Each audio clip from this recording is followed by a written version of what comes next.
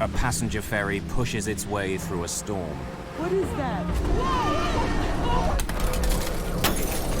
Oh my God! Within sight of land, this Greek island's ferry is sinking in high winds and stormy seas. There was a hole, and it was going to sink, and it was going to sink fast. A huge rescue operation kicks in. Rescuers must risk their own lives. I never want to be in that situation ever again because it was terrifying. But I had enough time to think, okay, well, this is the part where I die. It was like a catastrophe. It was as if it was coming the end of the world for this island. For the people of Greece, it's a national disaster, the worst of its kind in 30 years. Discovering why it happened will take months of detective work and raise this question: how safe are the ships we sail on?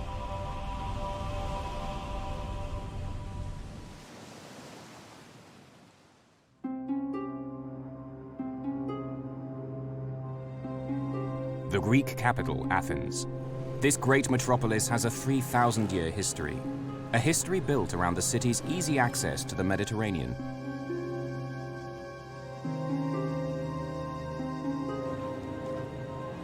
The harbour district of Athens is called Paros.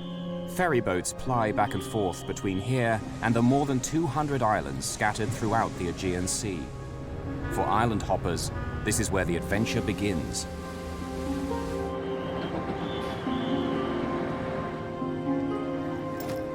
It's here somewhere. It has to be. Mayday today would be good. I'm hurrying. Are you sure you don't got... Tuesday, September the 26th, 2000. Christine Shannon and Heidi Hart from Seattle are close friends. They've bought tickets for a ferry ride to the island of Paros, 166 kilometers to the southeast. Express, Samina? Express sounds good. How long is it? Christine's 32 and teaches preschool. Heidi's 26 and just graduated from college. She wants to go into business management. It's been a crazy kind of day. They'd planned on going to the island of Santorini, further south. I have it. Okay, let's go. We have to hurry. Now I have the tickets. Let's go. We'd been enjoying Athens the night before a little too much, and we overslept and missed our Santorini boat. I had never heard of Paros. I even asked them, well, show me on a map where the island is, and then I said, never mind, it doesn't matter. Let's just go. It's the next boat. Let's go somewhere. So it was a fluke that we were on that boat. Here's where chance is steering them. It could be a whole lot worse. If you dream of a Greek getaway, Paros is just what the guidebooks promise.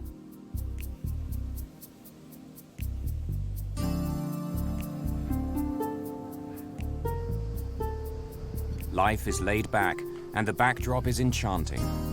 Around 12,000 people live on Paros year-round.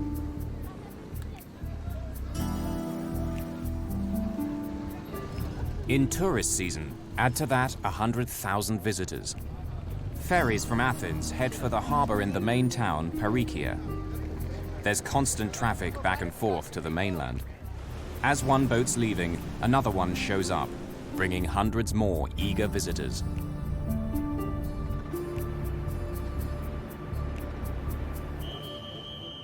Christine and Heidi are among 472 passengers who board the Samina today.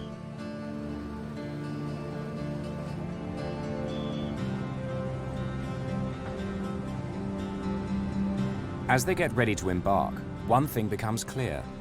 Some of the boats on the island's run are modern, newly built. But the Samina comes from a different era. She's been crisscrossing the Mediterranean since 1966. The Samina was launched before these two were born. And though they don't realize it, Greek safety laws say that in little over a year, the Samina will be pulled out of service and sent to the scrapyard. I made a few jokes to Christine about the lifeboats don't look very safe if we get into trouble out here. I said, we'll be screwed. And I said, well, there's no icebergs in the Aegean, so we should be okay. The Samina can carry more than 1,000 passengers, along with her 61 crew. So today, the ship's less than half full.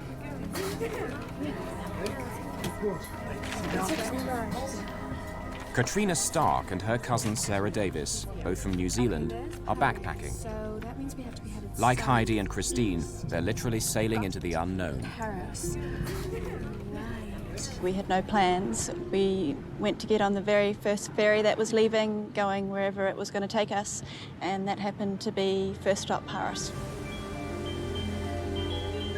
At 7:15, 2 hours into the journey, the sun is setting. There are still 3 hours to kill before the Samina arrives.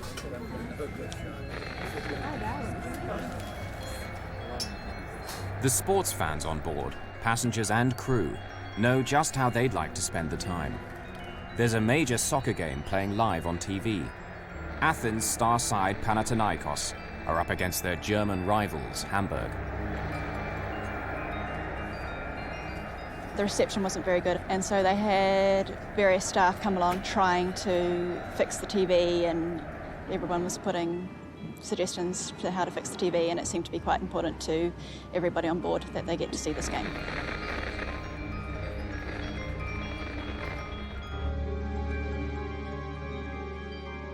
At 8 p.m., the Samina passes the island of Kithnos. They're on schedule to reach Paros at around 10:15. The wind is rising, the sea is growing rougher, but these northerly winds, known as the Meltemi, are frequent at this time of year. The Samina has weathered conditions much worse than this over the past 3 decades. I'm gonna take a nap. Heidi and Christine are the only people left outside. They think their tickets don't allow them to go in. Wake me when we're there. I said, we have third-class tickets. We have to stay out on the deck.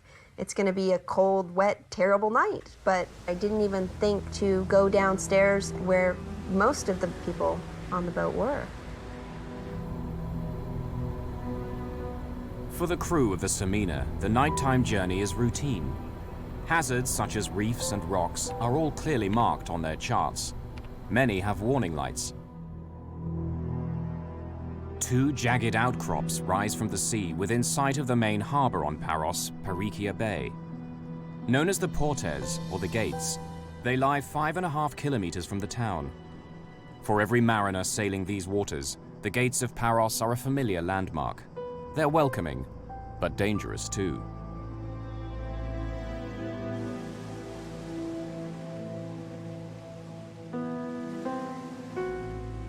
The rocks rise 25 meters out of the sea. Every passing ship must give them a wide clearance. At night, a beacon light on the taller of the 2 rocks sends a clear warning to sailors.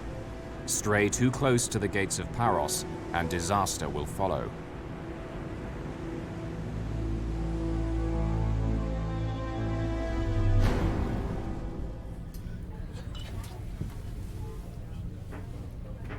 They're still 2 hours away.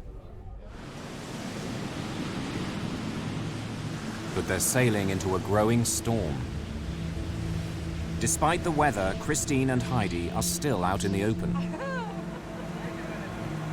Had I known we could go to any other part of the boat at that point in time, I would have. But I didn't know, and actually being in that part of the boat, I think, was very fortuitous for us because we were able to be aware of what was going on later. Being out on the deck will help save their lives. Soon, everyone aboard will be fighting for survival.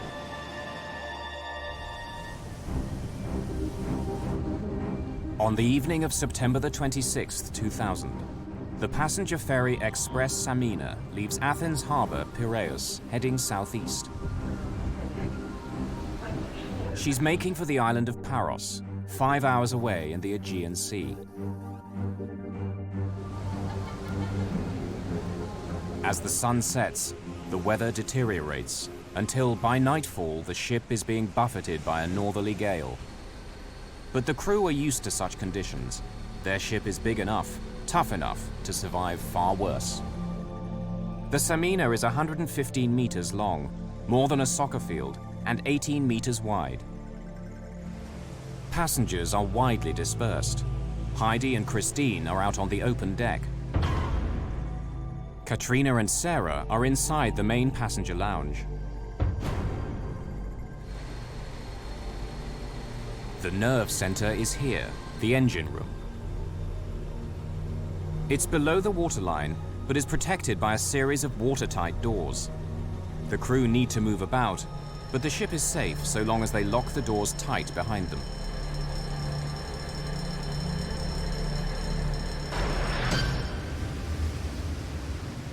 To reduce the rolling effect of the waves, the ship also has a stabilizing system, like small wings that extend out into the water. It's still a bumpy ride, but it doesn't stop passengers moving about when they want to. As we got further away and night began to fall, the seas got rougher and it became stormy until it got to the point where you couldn't even walk on board. You had to kind of stumble sideways. People were kind of laughing. It was kind of funny at the time. Being from a place where we ride ferries quite often, it wasn't really a concern to us at the time, but it was pretty rough out there. It's 10 p.m. The wind has now risen to nearly 50 kilometers an hour. Waves are cresting 2 meters high. Despite the gale, visibility is good. Those are the lights of Paros. The Samina's on time and still pushing forward at 33 kilometers an hour. Then suddenly, the ship lurches sharply to the left. What's that? The boat turned enough that it startled me awake, and I woke up and was kind of dazed a little bit. You can't just park a boat like you're parking a car, and so I thought it was odd that I felt this G-force of the boat turning. Christine said, "Hey, there's lights. I see shore. We must be getting pretty close to docking." The lights of Parikia, even car headlights, are clearly visible just 5.5 kilometers away. But then another light cuts through the darkness.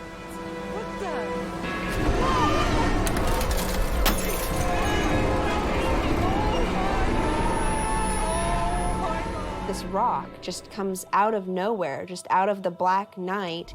And I'll never forget what it looks like in my mind. It was, you know, this brown, kind of craggly, sandish looking rock that had lights on top of it shining down so it illuminated it.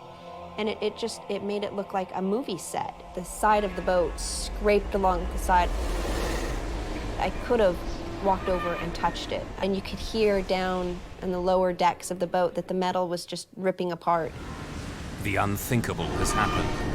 The Samina has crashed against the gates of Paros. 1 million kilos of ship grind against the rocks. It was the worst sound, and it was the loudest sound I've ever heard in my life. It sounded like fingernails on a chalkboard, just God's fingernail on the biggest chalkboard in the world. There was a hole, and it was gonna sink, and it was gonna sink fast. The shockwave reverberates through the ship. Suddenly there was a big lurch to the right side of the boat, and people who were standing up got thrown off their feet. Everything in the bar smashed. I looked out the window and there were 2 large rocks went past that looked white, lit up by the light inside the ship. I don't know what that was. Oh, man, it just doesn't sound good, you know? In a situation like this, the time frame is so hard to put back together. But it seemed like maybe a minute or two until the boat started to noticeably lilt to the side and tip. And that's kind of when the chaos started. Get out of this place. I don't know. I'm supposed to run to get off this ship.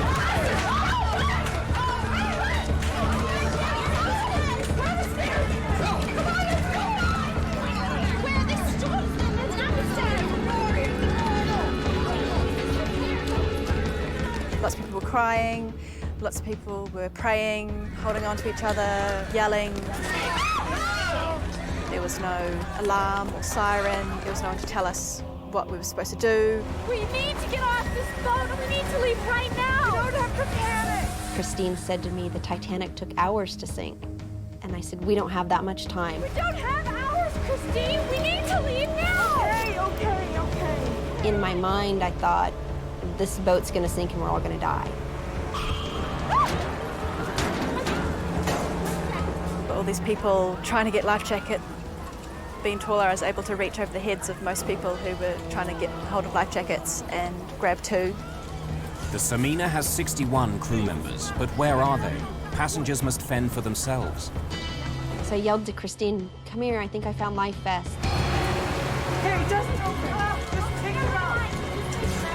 At this point, people were starting to run past us.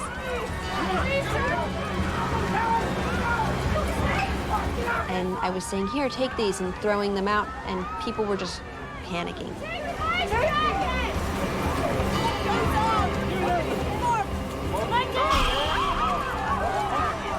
Within minutes of the collision, the ship's lights go out. Passengers are plunged into darkness until emergency generators kick in.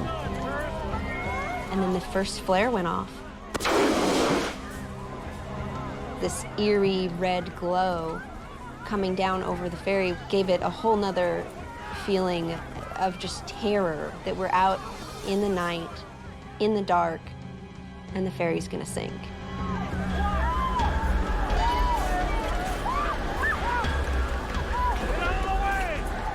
At the harbour, port officials are now aware of the developing crisis. Port Authority Vice Commander Dimitrios Malamas starts to organize a rescue. He needs all available boats right now. What vessels do we have in the area? Alexis Bisbas runs a yacht charter business in Paros. The first I heard of the disaster was a phone call that I got from the port police at about 10:15. Can I get out there with my boat as quickly as possible just to help with whatever might be necessary? And there was no way that we had any idea that it was going to be a disaster of that magnitude. Paros has a medical center equipped for the islanders' basic needs, not a major disaster. Dr. John Polyzoides was an ER surgeon for 35 years. Though retired, he helps run the center. We saw the ship was going down, and there were a lot of boats and lights and so on. I personally did not expect anything tragic to come out of that because we were so close also to the harbor. Aboard the Samina, many of the 472 passengers are in a state of sheer terror. It was chaos. It was people not knowing what to do and waiting for a captain or a crew to help us. There was a woman who went through the door just before us, and she, as soon as she got out onto the deck, she climbed over the railings and just jumped off, like didn't look back or didn't say anything to anybody, and just climbed over and threw herself off into the water. There was people holding children over the railings, wanting to throw them down to people in the water. It was quite a terrible scene. The wind hampers efforts to abandon ship. They were releasing inflatable life rafts. They weren't attached to the ship, so as soon as it was released, it was in a big storm, it would get picked up by the wind as soon as it was inflated, and they were just blowing halfway to Athens. The rafts blow beyond the reach of many passengers who've already leapt into the sea.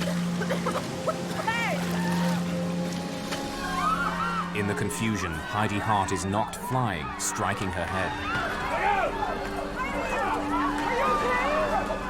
I kept thinking, if I black out now, I'm done for. This boat's sinking. I have to stay conscious. I had this adrenaline rush, and there was, a feeling that I would call terror. I knew instantly this was going to be a fight for our lives. There was some point in time where I literally felt myself leave my body and instincts kicked in. Everybody was running to the rear of the boat, and Christine just looked at me and said, "Go that way, to the front of the boat." And she said, "But nobody's up there." It was the darkest part of the boat. It was the highest part of the boat. She said, "Nobody's up there." I said, "I don't care, go." And luckily for us, that's where we found a lifeboat hanging over the side of the ship.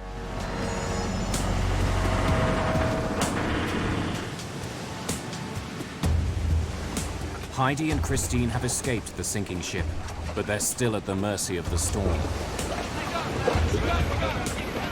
When we jumped into the lifeboat, it wasn't orderly, here's your seat. It was jump. Where you land is where you are, and so we were just kind of all pig-piled in this lifeboat together. The battle for survival takes an ugly turn. Each passenger must decide, help others or fend for themselves. There was 5 or 6 men in the back of the boat, and they were fighting with each other. They were yelling at each other. As the ferry was sinking, they kept pointing at the ferry and fighting with each other. And then, you know, this is when I see the guy swimming up to the boat, and so I started getting ready. I'm thinking, okay, I need a rope. I gotta throw him something. He has no life vest on.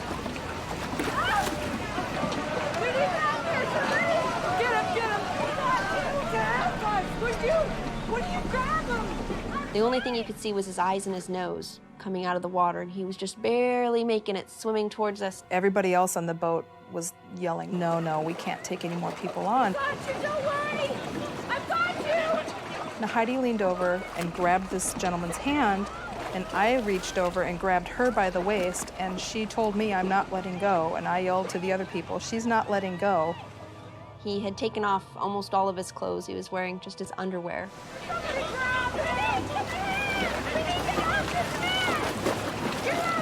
I mean, I'm not a very big person. I'm 5 feet tall. Just me trying to pull him in the boat wasn't gonna work. The men in the lifeboat realize that Heidi won't let go and finally help haul the drowning man on board. I don't know what they were thinking. They were panicking. So, I mean, who am I to judge what other people were thinking and doing, but there was a lot more that could have been done that night. Of the 533 people who set out on the Samina, many are now in the sea. Others are still trapped on the vessel itself. The ship begins to roll over. If it goes down, dozens of people will be dragged down with it.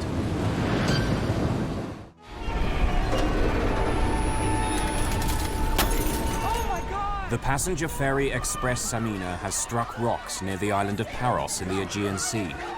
533 passengers and crew face a battle to survive in high winds and stormy seas. Some people have managed to clamber into a lifeboat. Others have stayed with the ship and now fear it will sink beneath them. At that stage, we were on the deck trying to figure out whether it was a good idea to jump overboard as well. But we were tilting further and further, and it was getting to the point where we didn't really have that choice anymore. It's 10:50, 40 minutes after the collision. Sarah! Are you looking at me? As the Samina continues to roll, Katrina Stark has little choice. She hauls herself over the rail.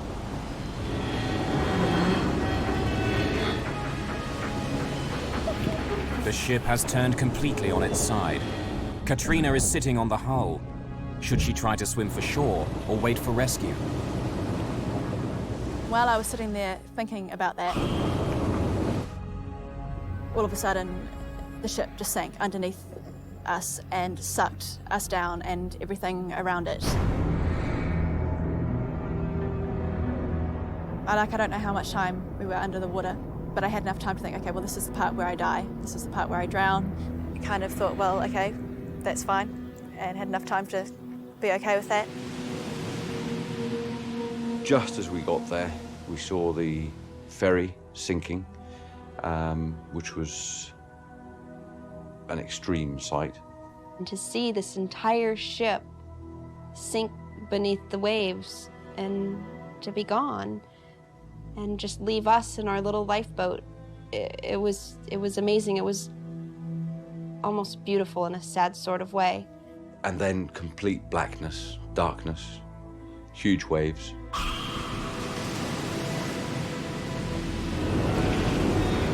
The Samina sinks 2.5 kilometers from the gates of Paros.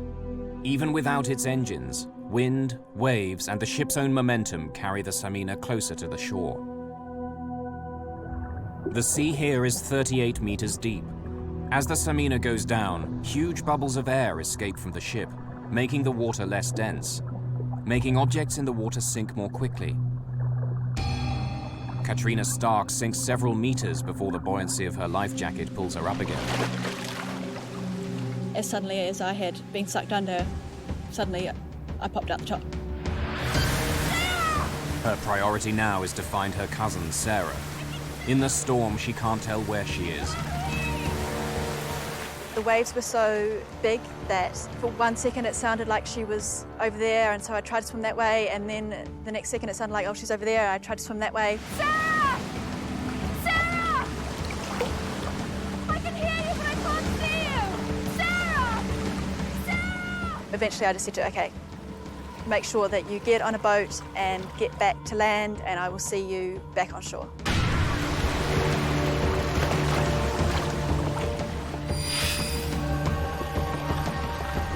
At 11:15 p.m., Dr. Polyzoides receives his first casualty of the night, but something doesn't add up. They brought a man on a stretcher. He was semi-conscious, and then we started working on him. He had hardly any blood pressure, and when we were resuscitating him, I realized that he was dry, which it meant that he didn't actually, he was not from the ship.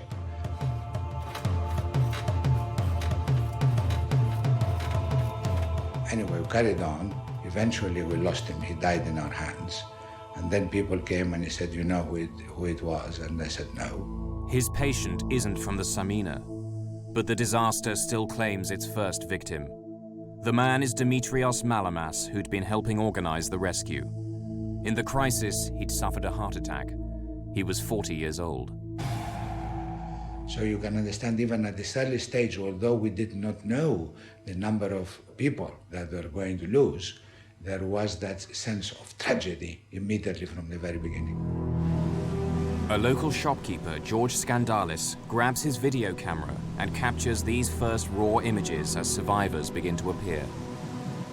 As soon as we got close enough to shore, and when I saw this white cathedral with the blue dome top, that was when I finally knew we made it. We're gonna get to shore, we're gonna be alive.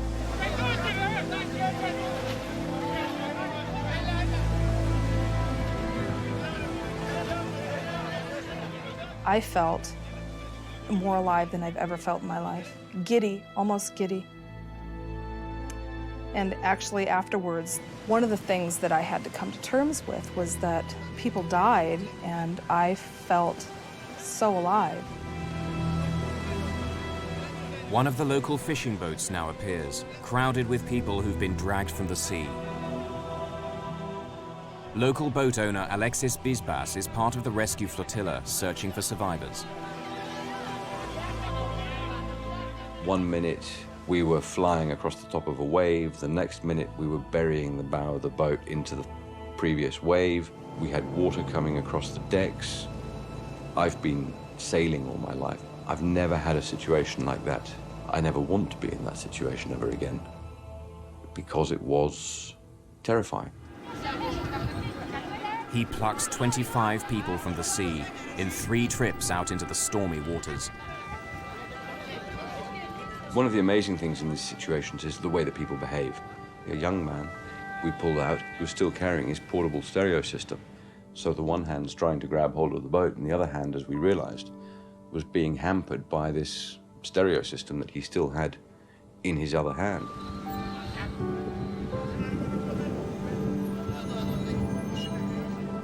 One of them was an old lady who had tied to her life jacket her bag. As we were trying to drag her into the boat, we realized that something was stopping her, and I went to cut her free of this bag, and she said to us that if we did, we should throw her back because that was her entire life in this bag. Many survivors are in a state of shock. All are cold, wet, and exhausted.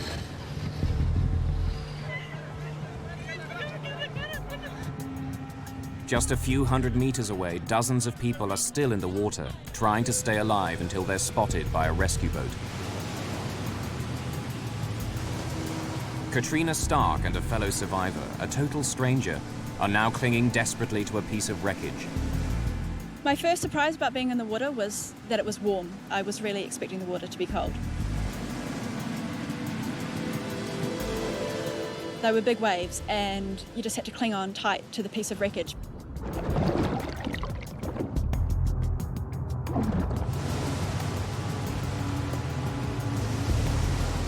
Not too far away from us was an older Greek woman who couldn't swim. and she was panicking and was screaming and yelling, trying to get someone to come and save her. And the guy that I was with was saying she's going to want to come over to us, and if she grabs hold of us, she's going to drag us down. Keep her away! She'll kill us both together!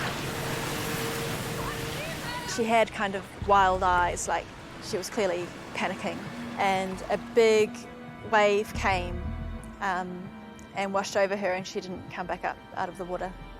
She had drowned.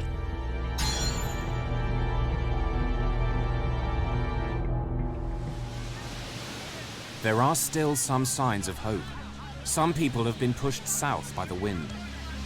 Miraculously avoiding being smashed onto the rocks, they've wound up on a sandy beach, the Bay of St. Irene. A life raft beaches in the same spot.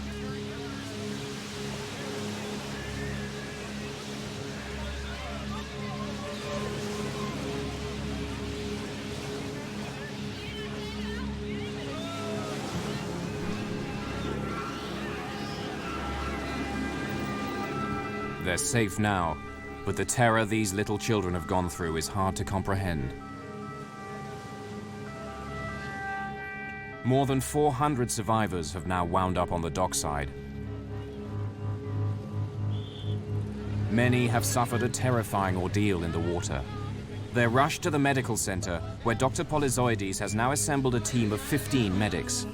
Some doctors and nurses based on the island, others tourists who've come in to assist. Between 11:30 and 12, the first drowned was brought in on a stretcher. And although I worked for 35 years as an accident surgeon, it was a horrible experience. And that was the beginning of the horrific feeling which I had that this is serious now. At midnight, after an hour in the water, Katrina Stark is brought to shore. We were the last people that they were able to bring up onto the boat. And they headed back for the harbour. And on the way, they stopped a couple of times to pick people up, but they would go to pick them up and realise that they were dead, and so they'd just leave them where they were. Katrina doesn't know if her cousin made it. Sarah? Katrina? I was just never been so happy to see anybody in my whole life. And I just grabbed hold of her and wouldn't leave her side for a second. To see you. How are you doing? You okay? Are you keeping warm? Yeah. It was terrifying. I mean, it's been 5 years since the accident, and I still have nightmares. I still think about it. It will still make me cry. You guys have had quite a shock being in the water. It was traumatic, and it was very scary, but it was also a singularly defining moment in my life where I was able to use all of the resources I had to survive. I think we've got him. Pull. I don't think I would have chosen not to live through this.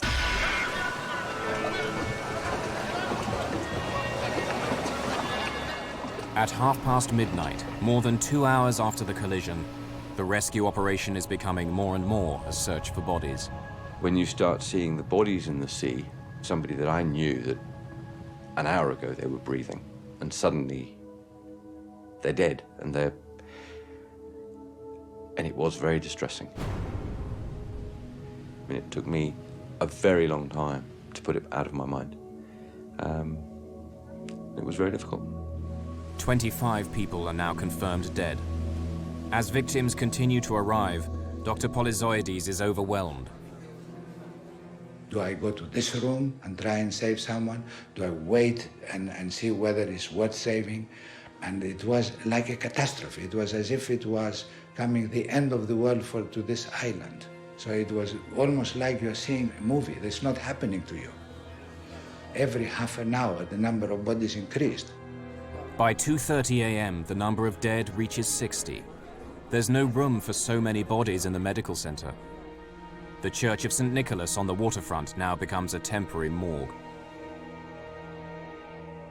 The search for people, alive or dead, continues right through the night.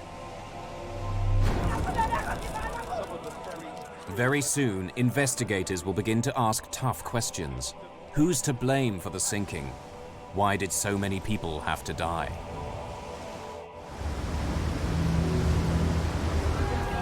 The passenger ferry Express Samina has sunk in a storm in the Aegean Sea. Already 60 people are confirmed dead. Many more need medical treatment. Morning reveals the power of last night's storm. A lifeboat lies smashed to pieces on the rocks. Life rafts blew away, empty. A message board at the harbour front lists who's alive and who's still missing. Bodies will continue to wash up on the beaches for days to come. There aren't enough coffins on Paros. More arrive. Even the most experienced professionals are touched by the trauma. I was so shaken by this that I didn't sleep for 2 nights, and on the 3rd night, where I went to sleep, I dreamed that my son was drowning. Very quickly, the grief turns to anger. Where were the crew when the ship hit the rocks? Where were they when the passengers needed help? Rumors spread like wildfire and are picked up by the media. Were some members of the crew watching the soccer game on TV when they should have been steering the ship? The captain, 53-year-old Vasilis Giannakos, is held for questioning by the police. On Paros, the funerals begin. Here, a 4-year-old boy drowned with his father. Divers discover 10 bodies trapped inside the hull of the Samina. The last body is found floating 2 weeks after the sinking, 50 kilometers north of Paros. Altogether, 80 people have died, 75 passengers, 5 crew members. This is Greece's worst shipping disaster in more than 30 years, a national tragedy. In the bitter aftermath, the spotlight falls on the company which owned the Samina and its vice president, Pantelis Sphinias. He could face criminal charges, as well as multi-million-dollar compensation claims. 2 months after the sinking, police surround a body lying on the sidewalk outside company headquarters in Athens. Sphinias has jumped out of his 6th-floor window, committing suicide.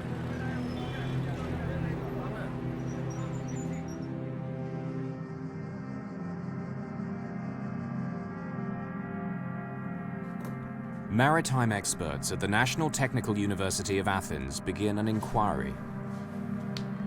Detailed testimony is gathered from 46 crew members, as well as 192 passengers. The Greek legal authorities want the university to give them a thorough explanation of what happened.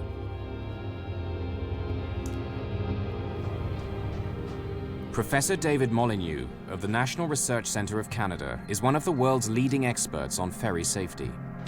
He's studied the findings of the Greek investigators, who came up with a startling realization.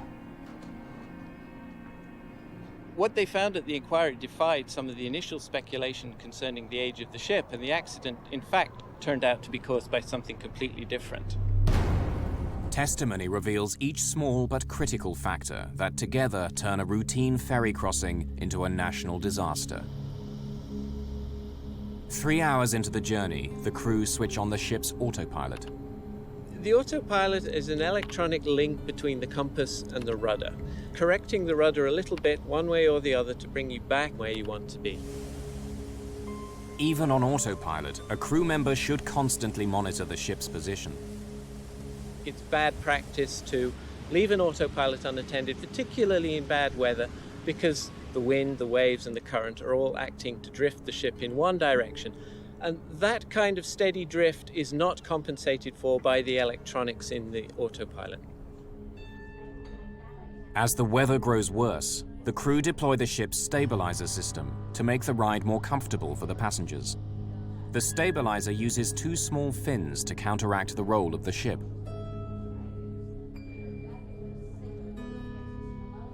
But something extraordinary has happened. Only the starboard or right-hand stabilizer fin has extended. very unusual. Normally we'd expect both stabilizers to be working at any one time. With just one stabilizer, the ship is no longer symmetrical, so the flow around the ship is unbalanced, and as a result, the ship will tend to drift one way rather than go in a straight line. With only the starboard stabilizer, the Samina is pulled slowly but surely to the right. It's a deadly malfunction. Captains aim to stay at least 740 meters left of the gates of Paros. But when the Samina arrives, she's on collision course. A crew member makes a last-minute attempt to steer the ship to the left, but the ship can't turn quickly enough.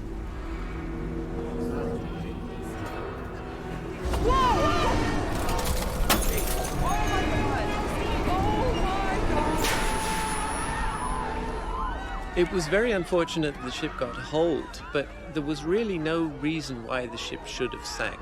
The damage was within the range that you would normally expect a ship to survive.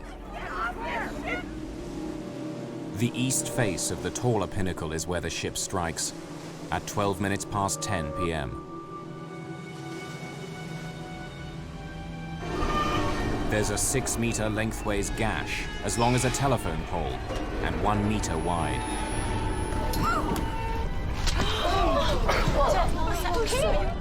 But this hole is well above the waterline. No water should enter the ship. Moments later, a second impact. The stabilizer fin bends backwards. It stabs like a dagger through the ship's side. This 3-meter gash is below the waterline. Even worse, it's exactly alongside the engine room. The main generators are knocked out. Electrical power is cut throughout the ship.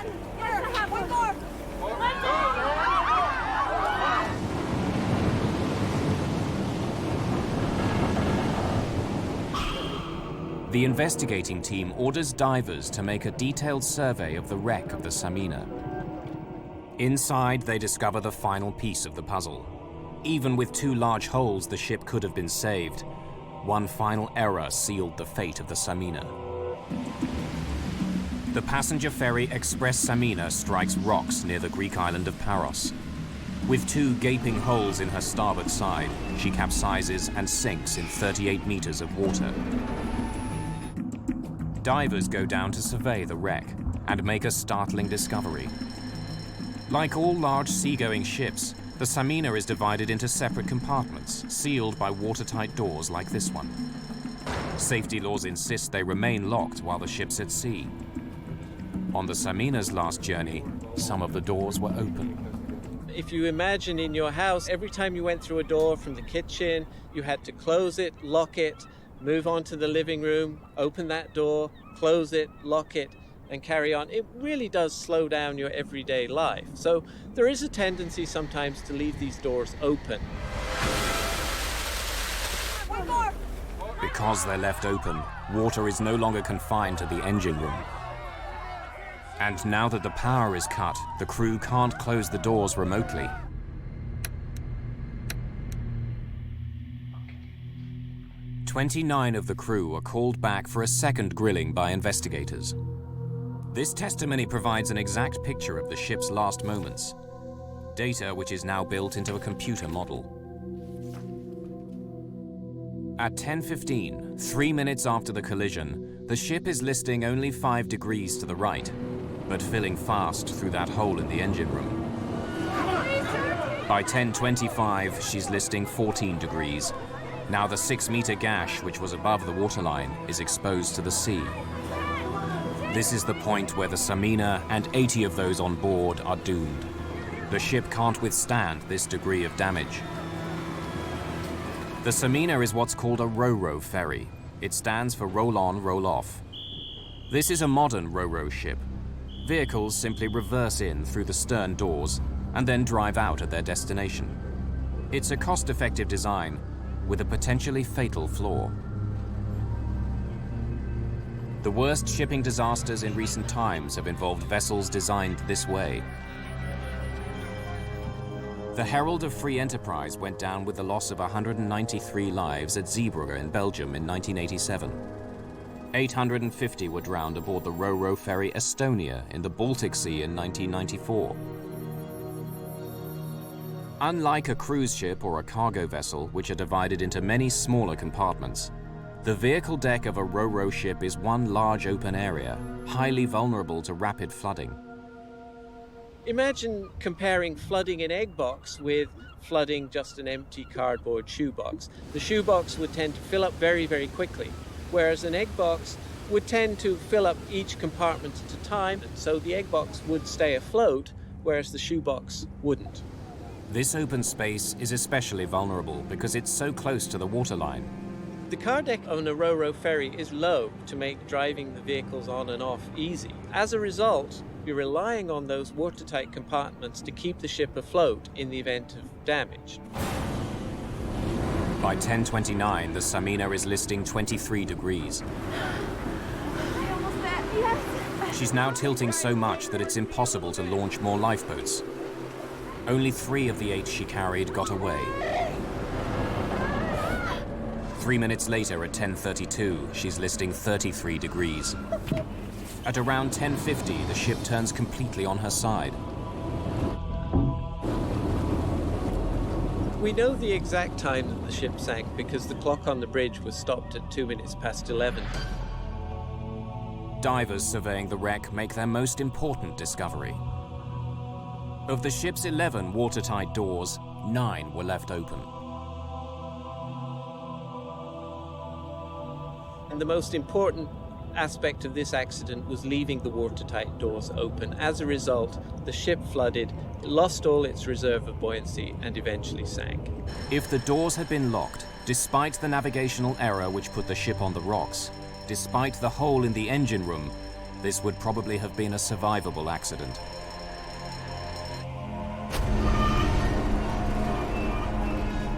The trial of ship's captain Vasilis Giannakos and 7 others began in May 2005, more than 4 years after the disaster.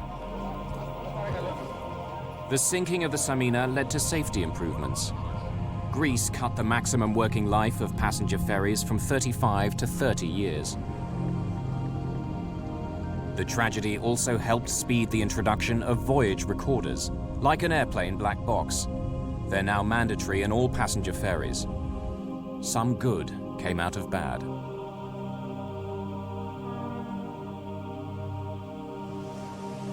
For the first time since those dramatic events, Katrina Stark has come back to Paros.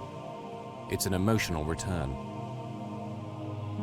It was a pretty traumatic thing to go through, but it's quite a character-building experience, and I think it plays a large part in who I am today.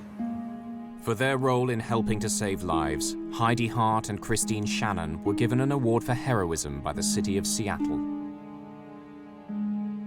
I understand my strength a lot more, and I can live freely without the restraints of being scared of what's unknown, because life is an unknown. Even for a heroine, it's tough to look back. Christine and I, we always say we were the lucky ones. We were in the right place at the right time, and that is the only thing I can think of why we made it and so many other people didn't. And it breaks my heart.